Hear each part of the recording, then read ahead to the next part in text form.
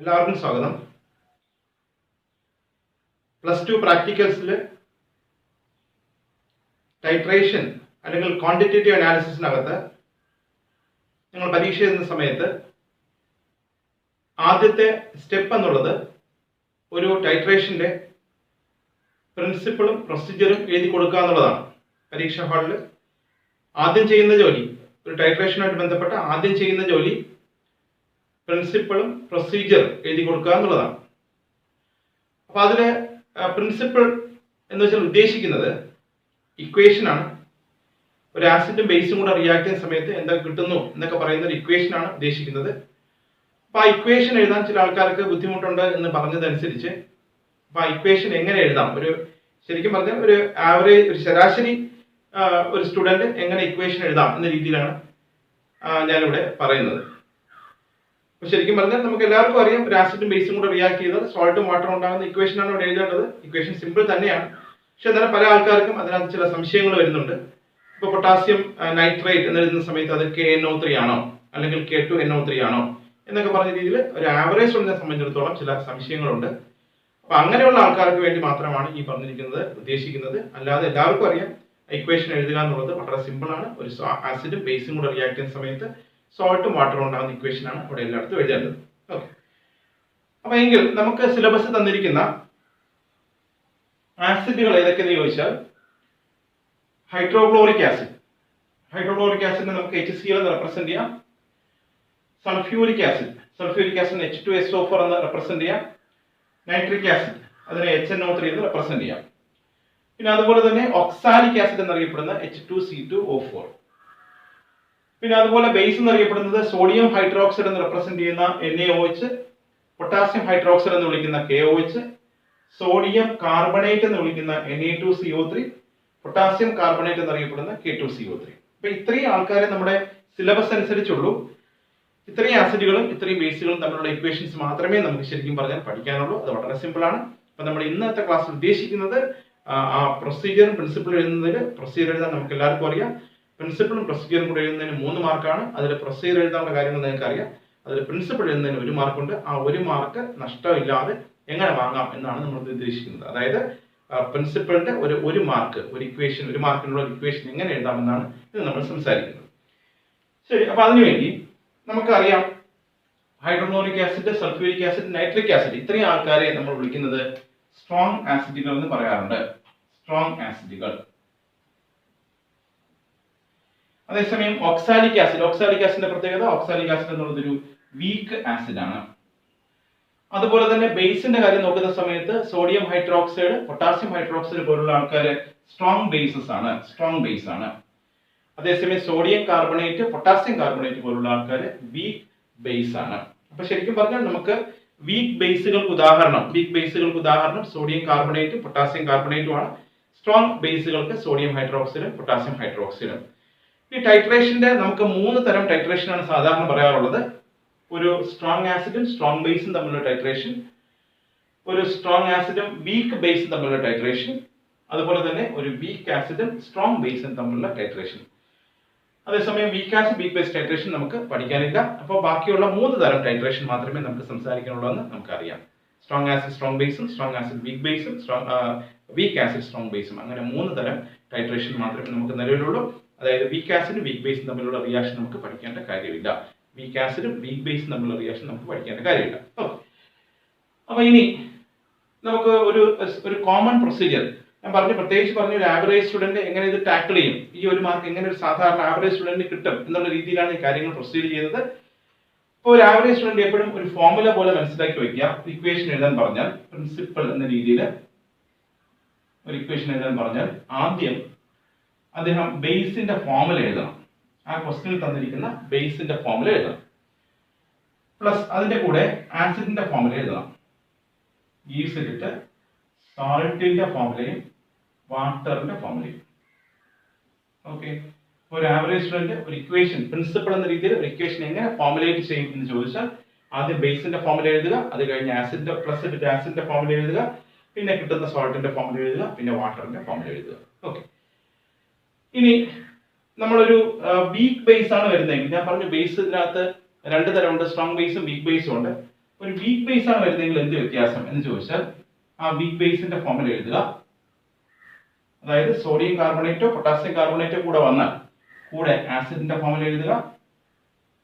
അത് റിയാക്ട് ചെയ്ത് കിട്ടുന്ന സോൾട്ട് എഴുതി, കൂടെ വാട്ടറിന്റെ ഫോമിൽ എഴുതി, കൂടെ അവിടെ വീക്ക് ബേസ് വരുന്ന സമയത്ത് സോഡിയം കാർബണേറ്റും പൊട്ടാസ്യം കാർബണേറ്റും ഉള്ളത് കൊണ്ട് തന്നെ കൂടെ കാർബൺ ഡൈ ഓക്സൈഡ് കൂടെ എഴുതണം. ഓക്കെ, അപ്പോൾ ഇക്വേഷൻ എഴുതുന്നതിനടുത്ത് ഒരു ആവറേജ് സ്റ്റുഡന്റ് എങ്ങനെ എഴുതും എന്നാണ് ഞാൻ സംസാരിച്ചത്. ഒരു പ്രിൻസിപ്പിൾ എന്നിട്ട് ആദ്യം ബേസിന്റെ ഫോമിൽ എഴുതുന്നു, പിന്നെ ആസിഡിന്റെ ഫോമിൽ എഴുതുന്നു, പിന്നെ പ്രോഡക്റ്റ് ആയിട്ട് സോൾട്ടും വാട്ടറിന്റെ ഫോമിൽ എഴുതുന്നു. അടുത്ത് വീക്ക് ബേസ് വരുന്ന സമയത്ത് വീക്ക് ബേസിന്റെ ഫോമുല, പിന്നെ ആസിഡിന്റെ ഫോമുല, പിന്നെ സോൾട്ട് വാട്ടറിന്റെ കൂടാതെ സോഡിയം കാർബണേറ്റ് പൊട്ടാസ്യം കാർബണേറ്റ് വരുന്ന സമയത്ത് കാർബൺ ഡൈ ഓക്സൈഡിന്റെ ഫോമുല കൂടെ അവിടെ എഴുതണം. ഓക്കെ, അപ്പൊ നമുക്കൊന്ന് പ്രാക്ടീസ് ചെയ്ത് നോക്കാം. ഒരു എക്സാമ്പിൾ, ഒരു ക്വസ്റ്റ്യൻ ഇങ്ങനെ ആയിക്കോട്ടെ. Estimate the mass of NaOH in the whole of the given solution supplied with a standard solution of HCl containing എത്രയെങ്കിലും ഇവിടെ എത്രയെങ്കിലും ഒരു വെയിറ്റിന്റെ കാര്യം പറയും. അപ്പൊ തൽക്കാലം ഞാൻ പറഞ്ഞു, ഞാൻ ഇന്നത്തെ ക്ലാസ്സിൽ ഉദ്ദേശിക്കുന്നത് ആ ഇക്വേഷൻ എഴുതുക മാത്രമാണ്. അപ്പൊ അതിന് മാത്രം കോൺസെൻട്രേറ്റ് ചെയ്ത് കാര്യങ്ങൾ പറയാം. ശരി, അപ്പൊ ഇതിനെങ്ങനെ ഇക്വേഷൻ ഉണ്ടാക്കാം? ശരി, അപ്പൊ പ്രിൻസിപ്പിൾ നിങ്ങൾ കൊടുത്തിട്ട് പ്രിൻസിപ്പിൾ എന്ന് കൊടുത്തിട്ട് ആദ്യം ബേസിന്റെ ഫോമുല നമുക്ക് വായിച്ചു നോക്കാം. Estimate the mass of NaOH in the whole of the given solution separated with the standard solution of hydrochloric acid. അപ്പോൾ ഇതിനകത്ത് ബേസിനെ തിരിച്ചറിഞ്ഞു. ബേസ് സോഡിയം ഹൈഡ്രോക്സൈഡ് ആണ്, സോഡിയം ഹൈഡ്രോക്സൈഡ് NaOH പ്ലസ് അടുത്ത ആസിഡിന്റെ ഫോമുല, ആസിഡ് HCl ആണ്, ഗീസ്. ഇനി സോൾട്ടും വാട്ടറും. അപ്പൊ അതിൽ ആദ്യം വാട്ടറിന്റെ ഫോമുല എഴുതാം, പ്ലസ് വാട്ടർ H2O. ഇനി സോൾട്ടിന്റെ ഫോമുല എങ്ങനെ ഉണ്ടാക്കാമെന്ന് ചോദിച്ചാൽ, ഈ സോൾട്ടിന്റെ ഫോമുല ഉണ്ടാക്കുന്നത് ഈ ആസിഡിന്റെ ഫോമുലയിൽ ഇവിടുത്തെ ഹൈഡ്രജനെ മാറ്റിയിട്ട് പകരം ഈ പറഞ്ഞിരിക്കുന്ന സോഡിയത്തിനെ അങ്ങോട്ട് കയറ്റിയിട്ടാണ്. ഇവിടുത്തെ ഹൈഡ്രജനെ മാറ്റിയിട്ട് സോഡിയത്തിനെ കയറ്റിയിട്ടാണ്. അപ്പൊ എങ്കിൽ കിട്ടുന്ന കോമ്പൗണ്ട് ഫോമുല എങ്ങനെ വരും എന്ന് ചോദിച്ചാൽ HCl പകരം NaCl. ഓക്കെ, അപ്പൊ ഇക്വേഷൻ റെഡി ആയിട്ടുണ്ട്. അപ്പൊ ഈ ഇക്വേഷൻ, ഈ ക്വസ്റ്റ്യന്റെ estimate the mass of NaOH in the whole of the given solution supplied with a standard solution of HCl containing dash gram per liter എന്നുള്ള ക്വസ്റ്റ്യന്റെ ഇക്വേഷൻ റെഡി ആയിട്ടുണ്ട്. NaOH plus HCl gives NaCl plus H2O. Okay, ശരി. ഇനി നമുക്ക് വേറൊരു question practice ചെയ്യാം.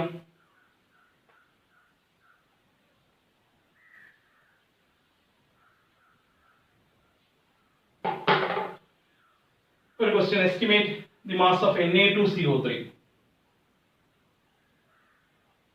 in the whole of the given solution supplied with a standard solution of HCl containing dash gram per liter. അപ്പോൾ അത് നോക്കുന്ന സമയത്ത് Na2CO3 എന്ന് വെച്ചാൽ ഒരു വീക്ക് ബേസ് ആണ്, ശരിയാണ്. അപ്പോൾ വീക്ക് ബേസിന്റെ ഫോമുല, അപ്പോൾ ഈ ഫോമുല ഉപയോഗിക്കുക. ആദ്യം ആ വീക്ക് ബേസിന്റെ ഫോമുല Na2CO3 പ്ലസ് അടുത്ത ആസിഡിന്റെ ഫോമുല HCl ഗീസ്. എന്ത് കിട്ടുമെന്ന് വെച്ചാൽ സോൾട്ടും വാട്ടറും കാർബൺ ഡൈ ഓക്സൈഡ്. അപ്പൊ അതിൽ ആദ്യം വാട്ടറിന്റെ ഫോമുല എഴുതാൻ അറിയാം H2O, പിന്നെ കാർബൺ ഡൈ ഓക്സൈഡിന്റെ ഫോമുല എഴുതാൻ അറിയാം CO2. ഇനി അടുത്ത ജോലി എന്ന് വെച്ചാൽ നമുക്ക് സോൾട്ടിന്റെ ഫോമുല ഉണ്ടാക്കാം. സോൾട്ടിന്റെ ഫോമുല ഉണ്ടാക്കാൻ പറഞ്ഞാൽ ഇത്രയേ ഉള്ളൂ. ഞാൻ പറഞ്ഞു, ഇവിടെ ആസിഡിന്റെ ഹൈഡ്രജന് പകരം ഈ പറഞ്ഞിരിക്കുന്ന സോഡിയത്തിനെ ഇങ്ങോട്ട് എഴുതുക.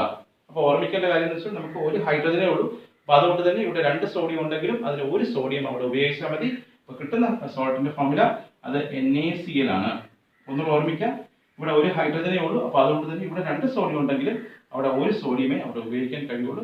ഇക്വേഷൻ ബാലൻസ് ചെയ്യുന്ന സമയത്ത് ശരിയായിരിക്കും. നമുക്ക് തൽക്കാലം ബാലൻസ് ചെയ്ത് പഠിക്കാൻ കഴിയുന്നുള്ളവർ ബാലൻസ് ചെയ്യുക. നമുക്ക് മാർക്കിന് പിന്നെ ഒരു മാർക്കിന് ബാലൻസ് ചെയ്യേണ്ട കാര്യമില്ല, നമുക്ക് ഇക്വേഷൻ മാത്രം എഴുതിയാൽ മതി.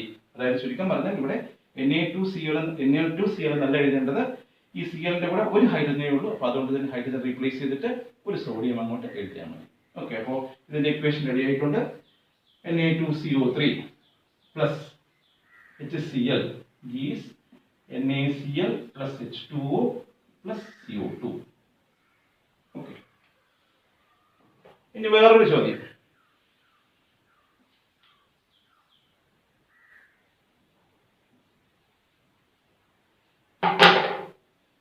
Estimate the mass of K2CO3 in the whole of the given solution supplied with a standard solution of H2SO4 containing dash gram per liter. Okay. അപ്പോൾ നമുക്കറിയാം അവിടെ ഒരു വീക്ക് ബേസ് ആണ്. വീക്ക് ബേസ് ആയതുകൊണ്ട് നമുക്ക് ഈ രീതിയിൽ ഫോമുല ഉപയോഗിക്കാം. വീക്ക് ബേസ് ആയതുകൊണ്ട് ശരി, ആദ്യം വീക്ക് ബേസിന്റെ ഫോർമുല K2CO3 പ്ലസ് കൂടെയുള്ള ആസിഡ് H2SO4 ഗീവ്സ്. അപ്പോൾ ഈ ഫോർമുലയിൽ നമുക്കറിയാം വീക്ക് ബേസ് വന്നതുകൊണ്ട് സോൾട്ടും വാട്ടറും കാർബൺ ഡൈ ഓക്സൈഡ്. അതിനാദ്യം വാട്ടറിന്റെ ഫോർമുല എഴുതാം, H2O plus carbon dioxide CO2. Okay, ഇനി സോൾട്ടിന്റെ ഫോർമുല ഉണ്ടാക്കാം. സോൾട്ടിന്റെ ഫോർമുല ഉണ്ടാക്കുന്നത് ഞാൻ പറഞ്ഞു. ഈ ആസിഡിന്റെ ഫോർമുലയിൽ ഈ ഹൈഡ്രജന് പകരം ഇപ്പൊ ഇവിടെ നോക്കിയാൽ അറിയാം, നേരത്തെ HCl ആണെങ്കിൽ ഒരു HA ഉണ്ടായിരുന്നുള്ളൂ, പക്ഷേ ഇവിടെ H2SO4 ആണെങ്കിൽ 2 ഹൈഡ്രജൻ ഉണ്ട്. അപ്പൊ അതുകൊണ്ട് തന്നെ നിങ്ങൾക്ക് അവിടെ പൊട്ടാസ്യം 2 എണ്ണം കൊടുക്കേണ്ടി വരും. സോ കിട്ടുന്ന ഫോർമുല K2SO4. ഇവിടെ 2 ഹൈഡ്രജൻ ഉണ്ട്, അപ്പൊ അതുകൊണ്ട് തന്നെ 2 പൊട്ടാസ്യം അവിടെ കൊടുക്കേണ്ടി വരും. So formula K2SO4 plus H2O plus carbon dioxide. So equation എഴുതാം, K2CO3 plus H2SO4 gives K2SO4 plus H2O plus carbon dioxide. Okay. ഇനി ഒരു ക്വസ്റ്റ്യൻ കൂടെ നോക്കാം.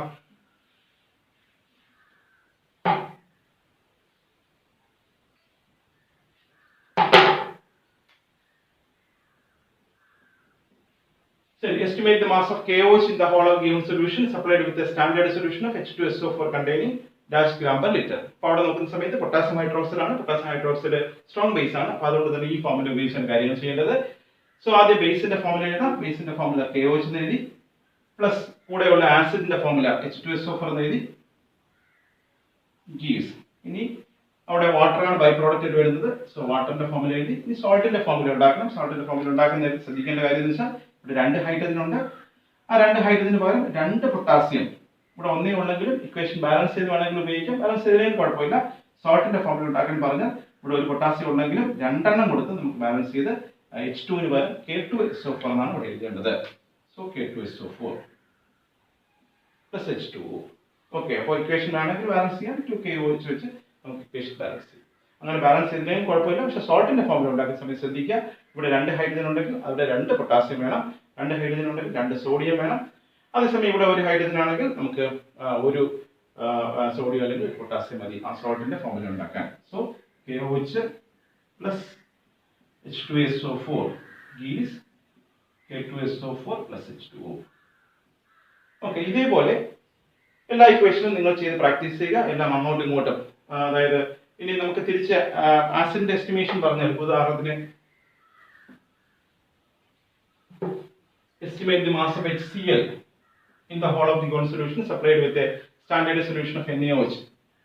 ഇതിന്റെ ഇക്വേഷൻ എങ്ങനെ ഉണ്ടാക്കാന്ന് ചോദിച്ചാൽ നമ്മൾ നേരത്തെ പറഞ്ഞതുപോലെ തന്നെ അവിടെ വ്യത്യാസമൊന്നുമില്ല.